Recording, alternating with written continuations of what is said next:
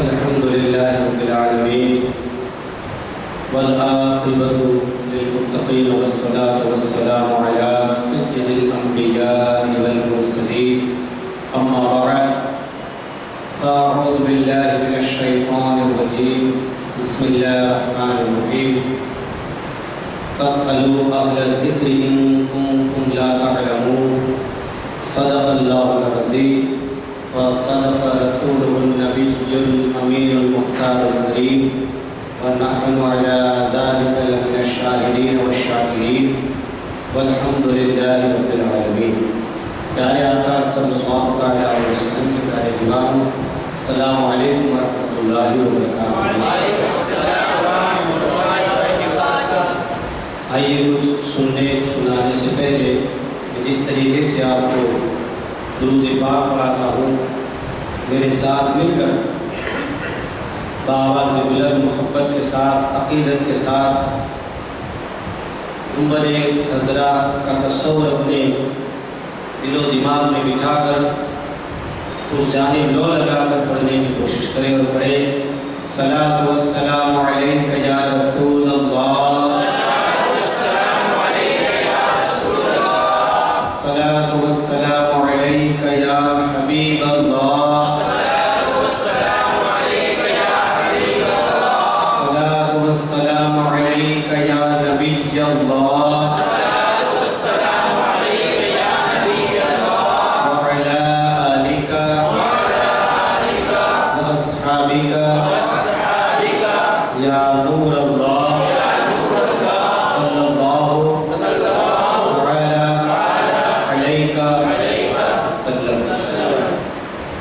پیارے آقا صلی اللہ علیہ وسلم کی پیارے دیوان، حصول برکت کے لیے میں نے آیت کریمہ پڑھی کہ تم پوچھو فاسألوا اہل الذکر، علم والوں سے، ان کنتم لا تعلمون، اگر تمہیں علم نہیں ہے، اگر تم نہیں جانتے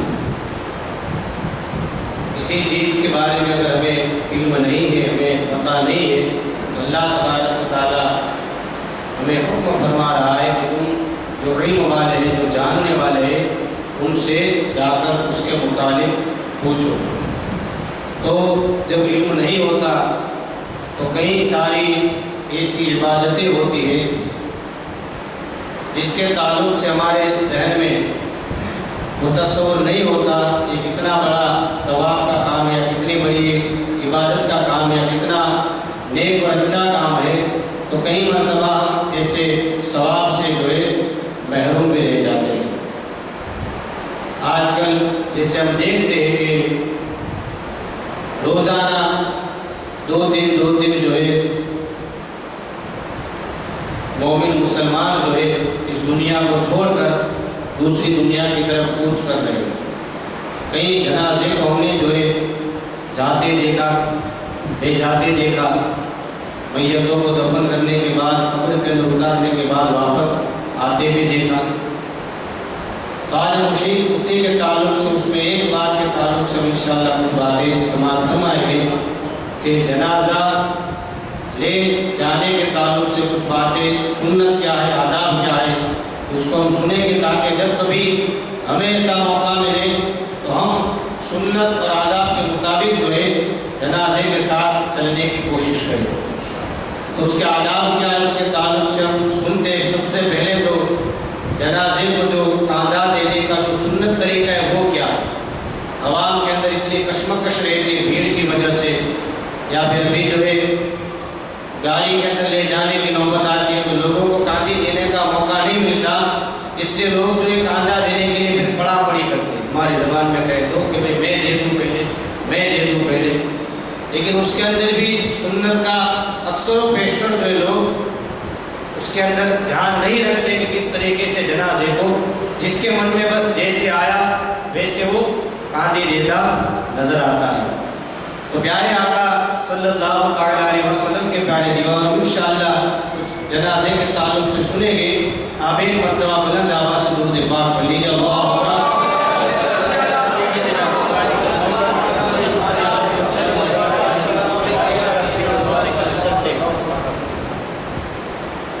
فتاوی عالمگیری کے اندر اور کئی ساری دوسری بھی کتابوں کے اندر طریقہ ملتا نظر آئے گا کہ کون سا طریقہ ہے، میں آپ کو پڑھ کر ہی سناتا ہوں۔ جنازے کو کاندھا دینے کا سنت طریقہ یہ ہے کہ یکے بعد دیگر یعنی ایک کے بعد ایک، یکے بعد دیگر یعنی ایک کے بعد ایک چاروں پایوں کو کاندھا دے اور ہر پائے کو کاندھا دینے میں 10-10 قدم چلے۔ کتنے قدم چلے؟ اب یہاں سے ایک طریقہ تو یہ ہو گیا، ایک سنت طریقہ اگر کہ ہر ایک پائے کو جو ہے کاندھا دینا ہے، اور جب بھی جس پائے کی طرف ہم جائیں گے تو کتنے قدم چلنا ہے؟ 10 قدم۔ لیکن ہوتا کیا ہے، ابھی تو 2 قدم چلے نہیں کہ لاؤ، تو اس کی ایک وجہ یہی ہے، میں سمجھتا ہوں کہ گاڑی کے اندر جنازے کو لے جانا اگر قریب ہے تو ہونا تو یہی چاہیے کہ مسلسل جو قبرستان تک چل کر ہی جایا جائے۔ آپ دور و دراز کا کوئی ایسا معاملہ ہوتا ہے تو الگ بات ہے، لیکن ہونا تو یہی چاہیے کہ جنازے کو اپنے کاندھے پر ہی لے کر، جب قریب ہے تو 5-10 منٹ کے لیے کچھ ہو جانے والا نہیں ہے، قریب ہوتا ہے وہ بھی گاڑی کے اندر لے جانا یہ مناسب بات، بلکہ کہیں ایک بڑے ثواب سے لوگوں کو محروم کر دینا بھی، تو کتنا بڑا سوال اس کو بھی اب انشاءاللہ حدیث پاک کے تعلق سے سنیں گے۔ پہلے ہم سنت طریقہ سن لیں، 10-10 قدم چلے، اور پوری سنت یہ ہے کہ پہلے سرانے کی طرف داہنے پائے کو کاندھا دے۔ پہلے کون سی طرف؟ سرانے طرف، کون سا؟ سیدھا۔ داہنا یعنی کیا ہوگا؟ تو میت کا بھی وہ سیدھا ہاتھ ہوگا اور ہمارا بھی سیدھا ہاتھ ہوگا، میت کا بھی وہ سیدھا ہاتھ ہوگا اور ہمارا بھی، یعنی جیسے جنازہ آ رہا ہے تو ہمیں پہلے یہاں ہمارے سیدھے کاندھے پر لینا ہے، اور اس سائڈ کا حصہ خالی رہے گا، ایک حصہ پہ ہمارے سیدھے ہاتھ کے اوپر لینا ہے، پھر یہاں دے دیا، کتنے قدم چلنا ہے؟ بولو کتنے قدم؟ 10 قدم چل دیے، پھر جو ہوگا اس کو دے دے، پھر اسی کے پیچھے جو ہے پاؤں کی طرف کا جو حصہ ہوگا وہاں پر کاندھا دینا، ایک دم پیچھے آئے، 10 قدم وہاں پر بھی چلے، پھر اس طرح سے گھوم کر آئے، کئی لوگ آگے سے آتے ہیں تو اس طرح سے بھی منع فرمایا گیا، بلکہ پیچھے سے گھوم کر آئے، اور پھر اب جو الٹی طرف آئے آگے کے سرانے کی طرف، پھر ہمارا کاندھا کون سا ہوگا؟ الٹی سائڈ کا، کون سا ہوگا؟ اور میت کا بھی جو ہاتھ ہوگا، کیونکہ میت یوں جنازے پر لیٹا ہوا ہوتا ہے تو اس کا ہاتھ بھی الٹا ہی آئے گا، ہمارا بھی ہاتھ کون سا آئے گا؟ الٹا۔ اب کتنے قدم چلنا ہے؟ پھر پیچھے چلے جائے، پھر پاؤں کی طرف کا جو حصہ ہوگا وہ الٹا کاندھے پر لے، وہاں پر بھی کتنے قدم چلے؟ یعنی چاروں پائے کے 10-10 قدم چلنا ہے، کل کتنے قدم ہوئے؟ 40۔ یہ ہو گیا سنت طریقہ۔ پہلے کون سے پائے کے اوپر؟ دائیں، اور ہمارا بھی کون سا ہوگا؟ سیدھا کندھا، پھر پیچھے، پھر آگے آئے تو الٹے کاندھے پر، پھر اسی طریقے سے پیچھے، ہر پائے کے ساتھ کتنے قدم چلنا ہے اٹھا کر؟ اب سنیں، 10-10 قدم ملا کر کل 40 قدم ہو گئے۔ حدیث پاک میں اس کا فضیلت کے اندر بتایا گیا کہ جو جنازہ لے کر 40 قدم چلے اس کے 40 کبیرہ گناہ مٹا دیے جائیں۔ یہاں بڑے گناہ ہیں، چھوٹے گناہ نہیں، کبیرہ یعنی کیا؟ بڑے۔ اب صوفیاء کرام یہاں پر ہم یہ بات دیکھتے ہیں کہ 40 قدم چلے تو 40 بڑے گناہ اللہ تعالیٰ معاف فرما دیتا ہے، لیکن یہاں پر یہ بھی نقطہ نکلتا ہے، ہم کر کیا رہے؟ ایک میت کو کہاں لے جا رہے؟ قبرستان، وہ تو مردہ ہے، جب ایک مردہ کو اٹھانے کے اندر اتنا ثواب ہے، اسی زندہ کو اٹھائیں گے تو کتنا ثواب ہے؟ یہ صوفیاء کرام فرماتے ہیں، یہ ہر ایک کے ذہن میں یہ بات نہیں آتی، ہر ایک کیا دیکھتا ہے؟ یہ 40 قدم دیکھتا ہے، ایک قدم پر ایک بڑا گناہ معاف، لیکن یہاں پر درس دیا جاتا ہے جب ایک مردہ کی تم مدد کرتے ہو، ایک مومن مسلمان جو مر چکا ہے اس کی تم مدد کرنے کے اندر جب ایک قدم چلتے ہو، اللہ تعالیٰ ہر قدم کے بدلے ایک کبیرہ گناہ معاف کرتا ہے، تو کسی زندہ مسلمان کی مدد کرنے کے لیے اگر تم ایک قدم چلو گے تو کیا اللہ گناہ معاف نہیں؟ ہمیں بھی چاہیے کہ اس کے اندر ایک درس یہ بھی ہے۔